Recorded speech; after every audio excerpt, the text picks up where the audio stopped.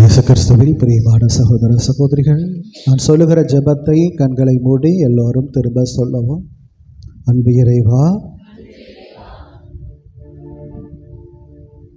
உமது வார்த்தை உயிர் உள்ளது, ஆற்றல் வாய்ந்தது. அப்படிப்பட்ட உயிருள்ள வார்த்தைகளை எங்களுக்கு கொடுத்திருக்கிறீர். அவற்றின் பொருளை உணர்ந்து எங்கள் வாழ்வில் கடைபிடிக்க தேவையான புத்திசாலித்தனத்தை எங்களுக்கு தாரும். இந்த உலகிலே ஒளி சுடர்களாக நாங்கள் திகழ உமது வார்த்தை எங்களுக்கு வழிகாட்டட்டும். ஆமீன். பாருங்கள், உலகில் ஒளிரும் சுடர்களாக தொடங்குவீர்கள். சரிங்களா? ஆண்டவருடைய வார்த்தையை பற்றி கொள்ளுங்கள். இந்த உலகத்தில் நாம் பிரகாசமாக ஜொலிக்கணும். சரிங்களா? நாம் ஒரு நல்ல ஆடை போட்டிருந்தாலே 4 பேர் பார்க்கும்போது நம்ம பிரகாசமாக இருக்கிறதா நினச்சிப்போம் இல்லைங்களா? அதுவே ஒரு சந்தோஷத்தை கொடுக்கும். இறைவன் சொல்லுகிறார், இந்த உலகில் சரி மற்றவங்க முன்னால் நாம் ஒளி சுடர் போல பிரகாசமாக, இருளடைஞ்ச வாழ்க்கையில் நம்மளை பார்த்தாலே ஒருத்தர் பிரைட் ஆகிடணும். நம்மளை பார்த்தாலே அவங்க வாழ்க்கை எப்படி ஆகிடணும்? பிரைட் ஆகிடணும். சரிங்களா? சந்தோஷம் வரணும். சரி, இனி வாழணும், இவங்களை பார்க்கும்போது எனக்கு வாழணும்னு தோணுது, சரி அப்படின்னு சொல்லணும். சரிங்களா? இவங்களை மாதிரி வாழணும் அப்படின்னு ஆசைப்படணும். அப்போ நான் என்ன பண்ணுறது? நினச்சி பாருங்கள், நம்மளை பார்த்து யாராவது சொல்லியிருக்காங்க உங்களை போல் வாழணுங்க அப்படின்னு சொல்லியிருந்தால் ரொம்ப சந்தோஷம். சொல்லியிருக்காங்களா? இல்லையா? Okay, no problem. சொல்கிற மாதிரி வாழணும். ஏன்னா அப்படி நம்ம என்ன பண்ண நினைக்கலாம்? வெளிப்படுத்திக்கணும். சரி, நான் சந்தோஷமாக இருக்கேன், எனக்கு கடவுள் கொடுத்துருக்க குடும்பம் சந்தோஷமான குடும்பம், நல்ல குடும்பத்தில் நான் வாழ்கிறேன், என் பிள்ளைகளெல்லாம் நல்லா இருக்காங்க. சரிங்களா? அப்படிங்கிற ஒரு உணர்வோடு நாம் இருந்தோம்னா யதார்த்தமாக நம்ம எப்படி தெரியும் அப்படின்னா, வா இவங்க நல்லா இருக்காங்களே, இவங்கள மாதிரி நமக்கு ஒரு வாழ்க்கை கிடைக்கலையே அப்படின்னு ஆசைப்படுற அளவுக்கு ஒரு வாழ்க்கை வாழணும். இறைவன் அதைத்தான் எதிர்பார்க்கிறார். இந்த உலகத்தில் மக்கள் மத்தியில், மற்றொரு மத்தியில் நம்ம வாழும்போது ஒளி சுடர் போல பிரகாசமாக இருக்கணும். அதுக்கு நம்ம என்ன செய்யணுமா? இறை வார்த்தையை பற்றி கொள்ளுங்க, இறை வார்த்தையை பிடித்து கொள்ளணும். இதை பிடிச்சிக்கிட்டா போதும், நம்ம வாழ்க்கை பிரகாசமாக இருக்கும். சரிங்களா? இன்னைக்கு சீராக்கின் ஞான நூல் சரிங்களா சொல்லுகிறது, சலிக்கிற போது சல்லடையில் உமை தங்கி விடுகிறது. 2 முறை கேட்டிருப்பீங்க இன்னைக்கு இல்லைங்களா? முன்னுரையிலையும் கேட்டிருப்போம், வாசகத்திலையும். சலிக்கிற போது சல்லடையில் உமை தங்கி விடுகிறது. ஒரு முதுமொழி இருக்கிறது, முரமாக இரு சல்லடையாக இருக்காது. முரமாக இரு சல்லடை, அர்த்தம் புரியும் இல்லைங்க? முரமாக இரு சல்லடையாக இருக்காது. அர்த்தம் புரியுமா? புரியாது? எப்படி புரியும் சொல்லுங்கள், எனக்கு தெரியல. சல்லடையில் சலிக்கும் போது நமக்கிட்ட கிடைக்கிறதெல்லாம் என்னது? உமையும் வேண்டாததான் நம்ம கையில் நிற்கிது, மற்றதெல்லாம். ஆனால் முரத்தில் சலிக்கும் போது தேவையற்றது வெளியே போகிறது, நல்லது மாத்திரம் நம்மகிடம் தங்கிறது. அப்போது நம்ம எப்படி இருக்கலாம்? சல்லடையாக இருக்கலாமா, முரமாக இருக்கலாமா? முரமாக இருக்கலாம். சரிங்களா? அப்படி ஒரு அருமையான விஷயத்தை தான் சீராக்கின் ஞான நூல் சொல்லுகிறது, சலிக்கிற போது சல்லடையிலே உமி தங்கி விடுகிறது. சிந்தித்து பார்ப்போம். இன்றைக்கி 3 விஷயத்தை நம்ம மனதில் எடுத்துப்போம். சரிங்களா? நம்முடைய பார்வை, சரிங்களா, நம்முடைய பேச்சு, நம்முடைய வாழ்வு, இது 3ஐயும் இன்றைய இறை வார்த்தைகள் நமக்கு சொல்லி கொடுத்துருக்கு. கொஞ்சம் கவனிப்போம். சரிங்களா? இயேசு கிறிஸ்து சொல்லுகிறார், பார்வையற்ற ஒருவர் பார்வையற்ற வேறொருவருக்கு வழிகாட்ட முடியுமா? குருடனுக்கு வழிகாட்ட முடியாது, வாய்ப்பே கிடையாது. சரிங்களா? 2 பேரும் சேர்ந்து என்ன பண்ணுவாங்களா? குழியில் தான் வந்துடுவாங்க. ஆகையினால பார்வை பெற்றவர்களாக நாம் இருக்கோம். இந்த உடல் தான் கண்ணுக்கு விளக்காக இருக்கிறது. சரிங்களா? ஆக இந்த கண் ஒளி பொருந்தியதாக இருக்கட்டும். சரிங்களா? இந்த கண் ஒளி பொருந்தியதாக, பிரகாசமானதாக, பாசிட்டிவானதாக, சரி நம்ம பார்வை சரியான பார்வையாக இருந்துடுச்சு அப்படின்னா எல்லாமே சரியாயிடும். ஆகையினால கண்ணின் மீது ஒரு கவனம் இருக்கட்டும், உங்கள் பார்வையின் மீது ஒரு கவனம் இருக்கட்டும் அப்படின்னு சொல்கிறார். சீடர் குருவை விட மேலானவர் அல்ல, ஆனால் தேர்ச்சி பெற்ற எவரும் ஒரு குருவை போல இருப்பார். சரியா? ஆக கிறிஸ்து சொல்லியிருக்கிறார் மத்தேயு நற்செய்தி 19 அதிகாரத்தில், நல்லவர் ஒருவரே, கடவுள் ஒருவரே நல்லவர். சரியா? நல்லவர் என்று ஏன் சொல்லுங்க, கடவுள் ஒருத்தர் தான் நல்லவர் அப்படின்னு சொல்லியிருக்கார். அப்போது அந்த நல்லவர் போல மற்ற நாம எல்லோரும் நல்லவராக மாற முடியுமா அப்படின்னு கேள்வி இருந்துச்சுன்னா நிச்சயம் முடியும். தேர்ச்சி பெற்ற எவரும் தம் குருவை போல மாறிடலாம். தேர்ச்சி பெறணும். தேர்ச்சி பெறணும்னா அதுக்கு நம்ம பயிற்சி எடுத்துக்கொள்ளணும். குருவை போல மாறுறதுக்கு நான் என்ன பண்ணுறது, ஆசைப்படணும். சரி, ஒரு டீச்சர் ஸ்கூலில் டீச் பண்ணும்போது அந்த டீச்சரை பார்த்து பிள்ளைங்க என்ன பண்ணுவாங்க, நம்ம டீச்சர் மாதிரி எப்போ வர போகிறோம், இவங்கள மாதிரி நம்ம எப்படி கற்றுக் கொடுக்க போகிறோம் ஆசைப்படுவாங்க. சின்ன வயசில் படிக்கும்போது டீச்சராக மாறணுங்கிற ஆசை எல்லாருக்கும். ஏன்னா அந்த டீச்சர் அந்த அளவுக்கு கற்றுக் கொடுப்பாங்க. பின்னால் அந்த ஆசையெல்லாம் போயிட வாய்ப்பு இருக்குது. ஆனால் படிக்கிற நாளில் எப்படி எங்கள் டீச்சர் மாதிரி நான் வர்றது அப்படின்லாம் ஆசைப்படுறது உண்டு. சரி, அப்போது அவங்கள மாதிரி மாற முடியுமானா கட்டாயம் முடியும். பயிற்சி பெறணும். அதற்கு நம்ம செய்ய வேண்டியது என்னென்னா, நம்ம பார்வையில் கொஞ்சம் கவனம் இருக்கணும். சரிங்களா? அப்போ என் பார்வை எப்படி இருக்கிறது? சரி, என் பார்வையை நான் எப்படி வச்சுக்கிறது? நல்லபடியான பார்வையாக நம்ம வச்சுக்கணும். சரிங்களா? நம்மளை ஒருத்தர் தவறான ஒரு பார்வை பார்க்குறாங்க அப்படின்னா நம்மளால் ஏற்றுக்க முடியுமா? சரி, என்னையோ என் பிள்ளைகளையோ யாரோ ஒருவர் தவறான பார்வையில் பார்க்குறாங்கன்னா ஏற்றுக்க முடியாது. கோவப்படுவோம், திட்டுவோம், சங்கடப்படுவோம். சரிங்களா? அதுபோல தான் தவறான கண்ணோட்டத்தோடு எந்த பார்வை, இச்சையோடு பார்ப்பது மட்டுமல்ல, கெட்ட எண்ணத்தோடு பார்க்குறதும் தவறு தான்.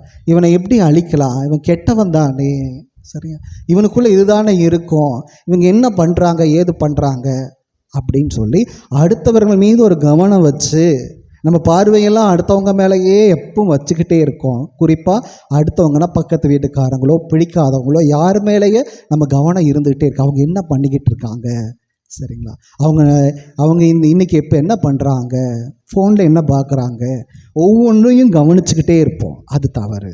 சரிங்களா? நம்ம பார்வை நம்ம மேலே இன்னும் அதிகமாக கவனமாக இருக்கட்டும். இறைவன் சொல்லுகிறார், ஏன் அடுத்தவன் கண்ணில் இருக்க துரும்ப எடுக்கட்டுமான்னு கேட்குற. முதல்ல உன் கண்ணில் என்ன இருக்கான், பெரிய மரக்கட்டையே இருக்கா, அதை முதல்ல பார்த்து அதை நீ எடுக்கிறதுக்கு முயற்சி பண்ண, அது நியாயம். அடுத்தவன் கண்ணில் இருக்கிற குறைய நீ ஏன் பார்க்குறன்னு இயேசு கிறிஸ்து நம்மளை பார்த்து தான் சொல்கிறார். ஆக ஏன் கண்ணில் இருக்கிற மரக்கட்டை எடுக்கிறதுக்கு நான் என்ன பண்ணுறதுன்னு பார்த்து அதை அப்புறப்படுத்துறது தான் புத்திசாலித்தனமாக இருக்கும். சரிங்களா? இப்போது நான் குருவை போல மாறணும், அதாவது இறைவன் நல்லவர் அவரை போல நான் மாறணும் அப்படின்னா என் பார்வை எப்படி இருக்கணும்னா, நான் பார்க்குறது எல்லாத்தையும் நல்லதாக பார்க்குறேன். ஒரு மனிதர் என்னை சந்திக்க வராருன்னா அவர் எனக்கு நல்லதான் கொடுக்க வராருன்னு நினைப்போம். ஐயையோ இவர் வந்துட்டாரே என்ன கெடுதல் நினைப்பாரோ, இவர் வந்ததுக்கப்புறம் என்ன கஷ்டம் வருமோ அப்படிலாம் நினைக்க வேண்டாம். நல்லது தான் எனக்கு வரும் அப்படின்னு நம்பிக்கையோட நல்லதை எதிர்பார்க்குற போது நல்லது நமக்கு நிச்சயம் கட்டாயம் நடக்கும். ஆரம்பத்திலிருந்தே நெகட்டிவாக யோசனை பண்ணிட்டு இருந்தால் நெகட்டிவ் தான் நமக்கு வர்றதுக்கு வாய்ப்பு இருக்கிறது. ஒருபோதும் எதிர்மறையாக நம்ம சிந்திக்க வேணாம். நேர்மறையாக நல்லதே நடக்கும். பிறரிடம் நல்லதையே பார்க்க பழகிக்கொள்வது புத்திசாலித்தனமாக இருக்கும்.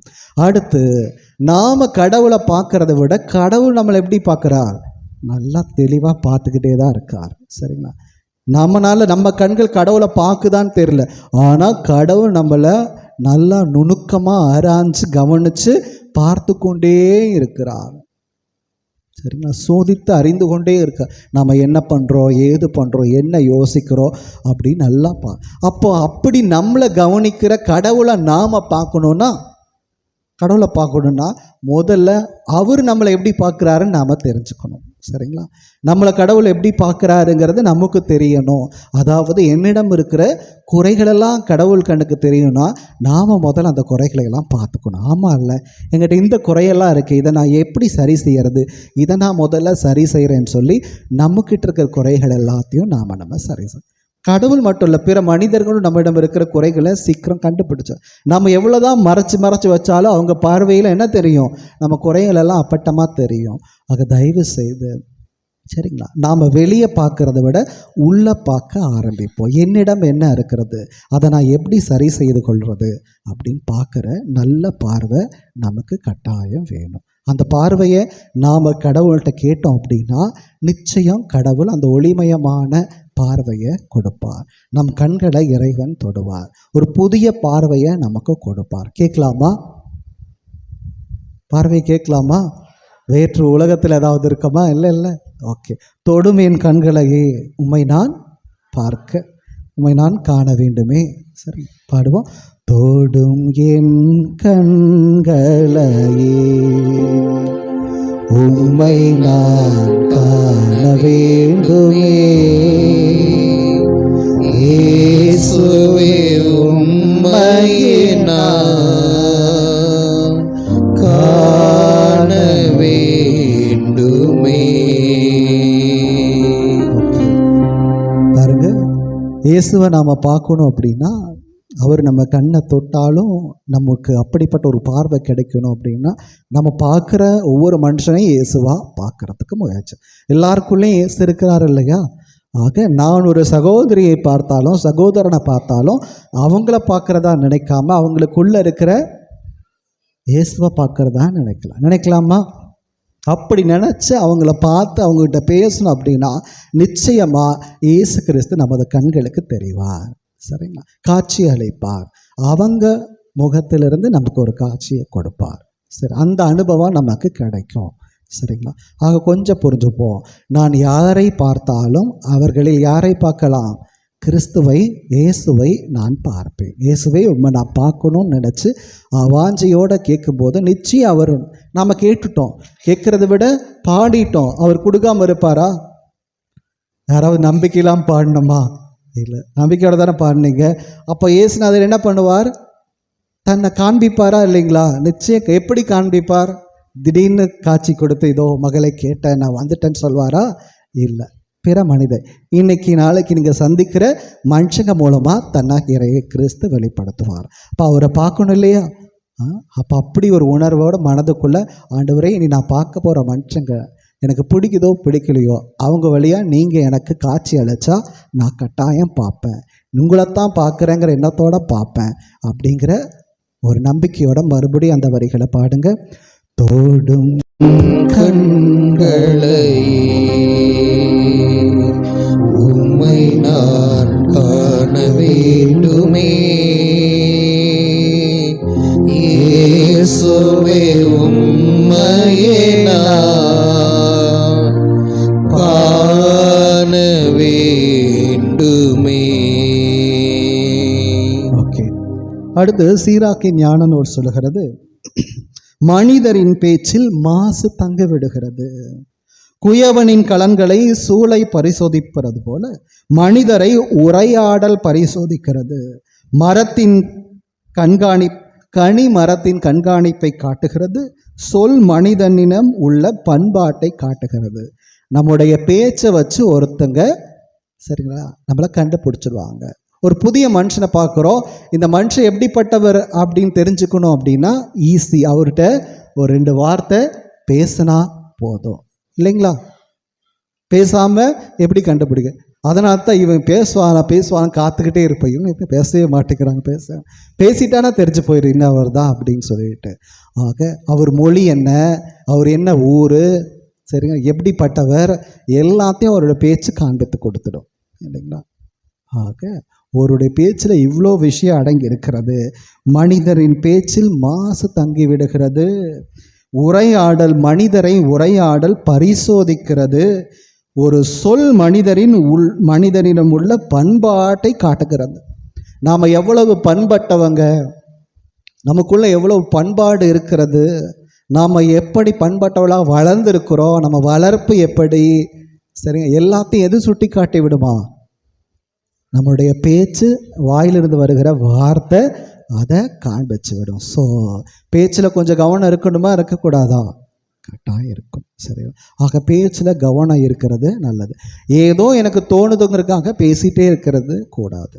சரி, அதுவுலேயும் கவனம் இருக்கணும். சரி, குறிப்பாக அடுத்தவரிடம் பேசும்போது அவர்கள் உணர்வுகளை அறிந்து பேசுறது ரொம்ப ரொம்ப முக்கியம். ஏன்னா சொன்னதுக்கப்புறம் திருப்பி எடுக்க முடியுமா? விடுத்த அம்பும் தொடுத்த சொல்லும் திருப்பி வராது. ஆகையினால நல்லதை தான் பேசணும். ஒரு மனிதர் அவருடைய பிள்ளைக்கு உடம்பு முடியல, ஏதோ ஒரு நோய் வந்துடுச்சு, அவனுக்கு ஆப்ரேஷன் பண்ணணும். சரிங்களா? அப்போ அந்த பிள்ளையை தூக்கிட்டு ஹாஸ்பிட்டலுக்கு ஓடி வராரு. அங்கே டாக்டர் இல்லை. சரிங்க, எப்படி இருக்கும் அந்த அப்பாவுக்கு? பிள்ளை உசுருக்கு போராடுறான். சரிங்களா? வயிற்று வலியால் துடிக்கிறான். சரிங்களா? ஒரு ஆப்ரேஷன் பண்ணியே ஆகணும். ஆனால் டாக்டர் வரலை, லேட் ஆகிட்டே இருக்குது. இவருக்கு கோபம் தாங்க முடியல. கொஞ்ச நேரம் கழிச்சு டாக்டர் வராரு. அந்த டாக்டரை பார்த்து என்ன சொல்லியிருப்பார்? வாங்க சார் வாங்க சொல்லியிருப்பாரா? என்ன மனுஷன் நீங்கள், என் பிள்ளைக்கு இது இப்படிப்பட்ட கஷ்டம் இருக்குது, நீங்கள் கவனிக்கலையேன்னு சொல்லி தன்னால் எவ்வளோ பேச முடியுமோ கோபத்தில் அவ்வளோ பேசுகிறார். அந்த டாக்டர் பொறுமையாக, கவலைப்படாதீங்க நான் இருக்கேன், சரி பண்ணிடலாம், கவலைப்படாதீங்க, ரிலாக்ஸாக இருங்கன்னு சொல்லிட்டு போகிறாரு. ஆப்ரேஷன் தேட்டருக்கு போகிறாரு, எல்லாத்தையும் சரி பண்ணிடுறாரு. சரிங்களா? திரும்பி வராரு. வந்தோடனையும் அவர்கிட்ட வந்து சொல்கிறாரு, பாருங்கள் உங்கள் பையனை சரியாக்கியாச்சு. சரிங்களா? உங்கள் பையன் குணமாக்கிடுவான். ஏதாவது டவுட் இருந்தால் நர்ஸு இருக்காங்க, அவங்ககிட்ட கேளுங்க, நான் கிளம்புறேன்னு சொல்லிட்டு போகிறாரு. அப்பவும் அவரால் தாங்க முடியல. என்ன எப்படி பேசுகிறாரு? சரி, பொறுத்துக்க முடியுமா ஒரு அப்பாவோட? ஏன்னா ஒரு பிள்ளைக்கு இவ்வளோ கஷ்டம். சரிங்களா? அட்லீஸ்ட் ஒரு 4 வார்த்தை நல்லா ஏதாவது பேசியிருக்கலாம். ஆனால் அவர் வந்து ரொம்ப கோபமாக அப்படி பேசுகிறார். ஆனால் டாக்டர் அதெல்லாம் பொருட்படுத்தல, கிளம்பி போயிட்டார். அந்த கோபத்தில் நர்ஸுக்கிட்ட திட்டுறாரு, என்ன உங்கள் டாக்டர் இப்படி இருக்காரு, ஒரு இது இல்லை அது இல்லை அப்படின்லாம் திட்டுறாரு. அப்போ நர்ஸு சொல்கிறாருங்க, ஐயா தப்பாக எடுத்துக்காதீங்க, அவருடைய மகன் இன்னைக்கு இறந்து போயிட்டாரு. சரிங்களா? அவர் அடக்கம் செய்கிற வேலைகள்லாம் இருந்துச்சு. ஆனால் உங்கள் பிள்ளைக்கு ஒரு ஆப்ரேஷன் பண்ணணும் அப்படிங்கிறதுக்கோசரம் அவர் என்ன பண்ணார், அந்த காரியத்தை விட்டுட்டு இங்கே வந்து இதை செஞ்சார். செஞ்சுட்டு இப்போ உடனடியாக அந்த கர்ம காரியத்துக்காக போயிருக்காரு அப்படின்னு சொல்லுவார். அப்போ தான் இவர் ஐயோ தப்பாக பேசிட்டமே. சரிங்களா? இந்த நேரத்தில் எந்த மனுஷனும் வரமாட்டாரு. அந்த மனுஷன் வந்து எனக்கு இவ்வளோ உபகாரம் பண்ணிட்டு போயிருக்காரு, நான் வந்து உணராமல் பேசிட்டேன், எனக்கு தெரியாமல் பேசிட்டேன்னு சங்கடப்படுறாரு. இதுதான் வாழ்க்கையில் சில சமயம் நம்ம வாழ்க்கையில் நடக்கும். நம்ம ஏன் அடுத்தவங்களை கோச்சிக்கிறோம் தெரியாது. நம்ம கோபத்தில் நம்ம என்னதெல்லாம் பேசியிருக்கலாம். ஆனால் அடுத்தவர்கள் நிலை என்னன்னு புரிஞ்சுக்கிட்டு பேசுகிறது, அந்த பக்குவம் நமக்கு கட்டாயம் வேணும். சரிங்களா? இல்லை அப்படின்னா பின்ன நம்ம வருத்தப்படுவோம். ஆகையினால பேச்சில் கொஞ்சம் கவனம் இருக்கிறது ரொம்ப ரொம்ப நல்லது. பேசுவதற்கு முன்பே ஒருத்தரை புகழக்கூடாது. பேச்சை கொண்டே அவரை அறிந்து கொள்ளலாம். சரிங்களா? சும்மா இவர் நல்லவர் அவர் நல்லவர் அவர் இப்படி அதெல்லாம் வேண்டாம். ஒருத்தரை பேச்சை வச்சு புரிஞ்சுக்கிட்டு அதன் பிறகாக அவரை புகழ்கிறது, அவரை நல்லவர் அல்லது தீயவர் என தீர்மானிப்பது நியாயமாக இருக்கும். ஆகையினால ஒருபோதும் இப்படிப்பட்ட பேச்சுக்களை பேச வேண்டாம். அதனால் நல்லதை மாத்திரமே கொடுக்க முடிஞ்சால் ஏன் நாம் நல்லதை கொடுக்கக்கூடாது? சரிங்களா? கனி இருப்ப காய் கவர்ந்தற்று, இனிய உளவாக கூறல் கனி இருப்ப. நல்லது செய்கிறதுக்கு நல்லது பேசுறதுக்கு வாய்ப்பு இருக்கும்போது நான் நல்லதை கொடுக்கல அப்படின்னா, பாசிட்டிவான வார்த்தையை சொல்கிறதுக்கு மனசு இருக்கும்போது அதை நான் கொடுக்கல அப்படின்னா, கனி கடிஞ்சிருந்து அதை சாப்பிடாம காயை எடுத்து கடிக்கிறதுக்கு சமமாக இருக்கும். அது புத்திசாலித்தனம் கிடையாது அப்படின்னு வள்ளுவரும் சொல்கிறாரு. கொஞ்சம் யோசனை பண்ணி பார்ப்போம். நம்மக்கிட்ட நல்லதை கொடுக்குற நல்ல மனசு இருக்குது, நாம் ஏன் நல்லதை கொடுக்கக்கூடாது? சரிங்களா? ஒருவர் நல்ல கருவூலத்திலிருந்து நல்லதை தான் எடுத்து கொடுப்பாங்க. தன்னிடம் என்ன இருக்கோ அதைத்தான் எடுத்து கொடுப்பாங்க. கிறிஸ்து அதைத்தான் சொல்லுகிறார், நல்லவர் தமது உள்ளமாகிய நல்ல கருவூலத்திலிருந்து நல்லவற்றை எடுத்து கொடுப்பார். உங்களிடமும் என்னிடமும் என்ன இருக்கிறது? நல்லது இருக்கா இல்லைங்களா? இருக்குது. நாம் ஏன் நல்லதை எடுத்து கொடுக்கக்கூடாது? அது யாராக இருந்தாலும் சரி, பிடிச்சவங்க நண்பர்கள் எதிரி எல்லாருக்குமே நம்ம என்ன கொடுக்கலாம்? நல்லதை கொடுக்கலாம். என் பேச்சு அவர்களுக்கு நன்மை விளைவிக்கிற விதத்தில் நான் பேசுவேன் அப்படின்னு ஒரு முடிவு எடுத்துக்கலாமே. சரிங்களா? அப்போ என்ன செய்யணும்? என் நாவை இறைவன் ஆசீர்வதிக்கட்டும். சரிங்களா? தொடும் என் நாவினையே உம்மை நான் புகழ வேண்டுமே. சரிங்களா? நான் பிற மனிதரை பிற மனிதருக்கு நல்லது கொடுக்கிற போது, பிற மனிதர்களிடம் நல்லது பேசுகிற போது அவரிடம் இருக்கிற இறைவனை, கிறிஸ்துவை புகழ்வதற்கு அது சமமாக இருக்கிறது. ஆக என் பேச்சை இறைவன் ஆசீர்வதிக்கணும்னா என் நாவை அவர் தொடரும். கேட்கலாமா? தொடும் என் நாவினையே உம்மை நான் புகழ வேண்டுமே. இயேசுவே உம்மையே நான் புகழ வேண்டுமே. சரி. ஆக பார்வை மட்டுமல்ல, பேச்சு கூட பாசிட்டிவாக நல்லதாக இருக்கிற மாதிரி நாம் வச்சுக்க ட்ரை பண்ணலாம். அடுத்து, கெட்ட கணிதரும் நல்ல மரமும் அல்ல, நல்ல கணிதரும் கெட்ட மரமும் அல்ல. ஒவ்வொரு மரமும் அதனதன் கனியாலே அறியப்படும். முச்செடிகளில் அத்திப்பழங்களை பறிப்பாருமில்லை, முட்புதர்களில் திராட்சை கொலைகளை அறுத்து சேர்ப்பாரும் இல்லை. சரிங்களா? எந்த செடியிலிருந்து எது வரணுமோ அதுதான் வரும். சரிங்களா? நம்ம வீட்டில் கத்திரிக்காய் செடி இருக்குது. சரிங்களா? அதுக்கிட்ட போய் எனக்கு தக்காளி வேணும்னு கேட்டால் கொடுக்குமா? தக்காளி செடியில் தக்காளி பறிக்கலாம், கத்திரிக்காய் செடியில் கத்திரிக்காய் பறிக்கலாம். சரிங்க? ஆகையினால அதைத்தான் எதிர்பார்க்கணுமே தவிர அதை மீறி எதை எதிர்பார்த்தாலும் இயற்கை கொடுக்காது. அதுபோல் நான் எப்படி இருக்கணும்? என்னுடைய கனி எது? என்னுடைய பிள்ளைகள். சரி, என்னுடைய கனி என்னுடைய பிள்ளைகள். என் பிள்ளையே எப்படி இருக்குது அப்படின்னா அது மரம் என்ன கொடுத்ததோ அதுதான். சரிங்களா? ஆக மரம் நல்ல மரமாக இருந்தால் கனி நல்ல கனியாக கட்டாயம் இருக்கும். சரிங்களா? ஆக கொஞ்சம் யோசனை செய்து பார்ப்போம். மரத்தை சரி பண்ணால் போதும். ஓகே, நல்ல மரம் நல்ல கனி தரும், கெட்ட மரம் கெட்ட கனி தரும். ஒருபோதும் அதில் மாற்றமே இல்லைன்னு இயேசு கிறிஸ்து அடித்து சொல்கிறார். முட்புதர்களில் திராட்சை செடி பறிக்கவே முடியாது. சரிங்களா? நம்ம பிள்ளைகளை யாராவது ஒருத்தர் குறை சொல்கிறாங்கன்னா அவங்க பிள்ளைகளை மாத்திரம் குறை சொல்ல, நம்மளையும் சேர்த்து தான் சொல்கிறாங்க. ஏன் இந்த மரத்திலிருந்து நல்ல கனி வரல அப்படின்னு கேட்குறாங்க. அவங்க வழியாக கடவுளை கேட்குறதா நாம் நினச்சிக்கிட்டு நம்மளை சரி பண்ணிக்கிட்டோம் அப்படின்னா, கொத்தி எரு போட்டோம் அப்படின்னா நிச்சயம் என்ன நடக்கும்? நல்ல கனிகளை கொடுக்கலாம். சரிங்களா? செய்யலாமா? ஆக இந்த காரியத்தையும் நம்முடைய செயல்கள் சரிங்க நல்ல வண்ணம் அமைய நாம் முயற்சி எடுக்கலாம். அதில் கொஞ்சம் சுயநலம் இருக்குன்னு தெரிஞ்சாலும் அது என்ன பண்ணிடும்? என்னிடம் சுயநலம் இருந்தால் அது மற்றவர்கள் பார்வையில் தெரிஞ்சிடும். என்னிடம் சுயநலம் இருந்தால் என் பிள்ளைகள் வழியாக அது வெளிப்பட்டு விடும். சுயநலம் கொஞ்சம் கூட இல்லாதபடிக்காக ஒருத்தர்னால தன்னுடைய நற்காரியங்களை செய்ய முடியுமா? சிந்திச்சு பார்ப்போம். போன வருடம் பங்குல பார்த்துருக்க தபஸ் காலத்தில் காலையில் 5 மணிக்கு பூசை, மக்கள் 4:30 மணிக்கு வந்துடுவாங்க. சரிங்களா? வந்துட்டு என்ன பண்ணுவாங்கன்னா, இந்த இலையெல்லாம் உதிர்ந்து கிடக்கும். வேப்ப மரம் முன்னாடி இருக்குது, இலையெல்லாம் உதிர்ந்து கிடக்கும். ஒவ்வொரு நாளும் உதிரும் இலை உதிர் காலத்தில். எவ்வளோ கூட்டினாலும் மறுபடி குப்பை வந்துட்டு 4:30 மணிக்கு காலையில் வந்து ஆண் பெண் வித்தியாசம் இல்லாமல் என்ன பண்ணுவாங்க? சீமார் எடுத்து கூட்டிகிட்டு இருப்பாங்க. ஐயா கொஞ்சம் கூட்டுறீங்களான்னு நானும் கேட்டது கிடையாது. அவங்களாம் என்ன பண்ணுவாங்க? நேரத்தில் வந்து அதிகாலையில் கூட்டிகிட்டு இருப்பாங்க. சரிங்களா? இது எதை காட்டுகிறதுனா, அவங்க எந்த எதிர்பார்ப்பும் இல்லை. மற்றவங்க நம்மளை பார்க்கணும், நான் இப்படி பண்ணுறேன்னு தெரியணும், எதுவும் இல்லை. யாரும் யாருக்கிட்டையும் சொல்ல மாட்டாங்க. அங்கே 2 பேர் கூட்டிகிட்டு இருந்தால் யாராவது வந்தாங்கன்னா இன்னொரு சீமார் இருக்கா அப்படின்னு கேட்டு இன்னொரு சீமார் வாங்க அவங்க கூட்டுவோம். இதுதான் சரிங்களா நல்ல மரத்தினால் வருகிற நல்ல கனி. சரிங்களா? கோவில் மாத்திரம் இல்லை, எல்லா இடங்களிலும் நாம் இந்தவித எதிர்பார்ப்பு இல்லாமல் நல்லதை கொடுக்க முடியுமா? கொடுக்க முடியும் அப்படின்னு சொன்னோன்னா நம்ம நல்ல மரங்களாக வளர்ந்துருக்கிறோம். நம்ம பெற்றவங்களை நம்மளை அப்படி வளர்த்துருக்குறாங்க. இல்லை இதில் ஏதாவது ஒரு குறைபாடு இருக்கிறது அப்படின்னாலும் நம்மளால் அப்படிப்பட்ட நல்ல காரியத்தை யதார்த்தமாக செய்ய முடியல. யதார்த்தமாக எப்படி? இயற்கையாக நம்மக்கிட்ட வரல, யாரோ ஒருத்தர் ஃபோர்ஸ் பண்ணனா பண்ணுவேன் அப்படின்னாலும் அது நம்மள்கிட்ட நம்ம நல்ல மரமாக வளரலைங்கிறது தான் காண்பிக்கும். சரி, சிந்திச்சு பார்ப்போம். சரிங்களா? நானும் என் குழந்தைகளும் என்னிடமிருந்து வருகிற கனிகளும் சிறப்புள்ள கனிகளாக இருக்கணும் அப்படின்னா நிச்சயம் இதை நாம் ப்ராக்டிஸ் பண்ணி தான் ஆகணும். தேர்ச்சி பெற்றவர் குருவை போல இருப்பார். தேர்ச்சி பெறணும்னா என்ன பண்ணணும்? பயிற்சி பெறணும். புரிஞ்சுதுங்களா?